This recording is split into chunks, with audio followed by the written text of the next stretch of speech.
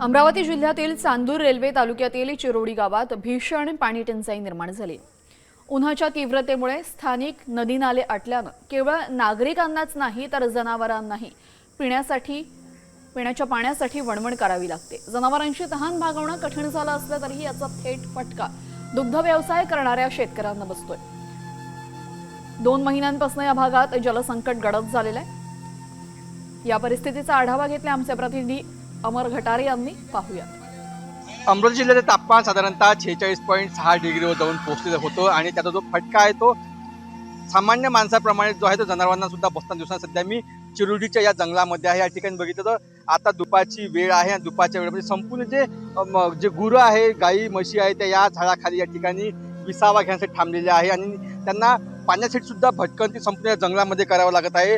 त्यांना पाणी मिळतं का? नाही मिळत साहेब, पाणी कुठंच नाही, जंगलात पाणी व्यवस्थाच नाही पाण्याची। हे जनावराले लाईन राहिली तर पाणी भेटते, लाईन नसली तर पाणी नाही भेटत जनावराले जंगलामध्ये कुठंच नाही। ते कारल्याले जाऊन राहिलं, तिथून लिकी सोडून राहिलं, त्याच्या भरोश्यावर जगून राहिले। तर फॉरेस्टवाल्यांनी व्यवस्था केली, न गाववाल्यांनी व्यवस्था केली। आम्ही स्वतः 2 किलोमीटरहून पाणी आणून राहिलो आणि ते तलावाच्या भरोश्यावर आमचा कारभार चालू आहे। बायकडच्या तलावाच्या भरोश्यावर साहेब पाणी नाही, फिल्टरचं पाणी नाही आहे हे म्हणते फिल्टरचं आहे नाही आहे, पण ते पाण्याचा तुम्ही पाहू शकता गावात पण ते त्याचा वास येते पांगवसाठी आहे वापर। अमर घटारे, साम टीव्ही, अमरावती।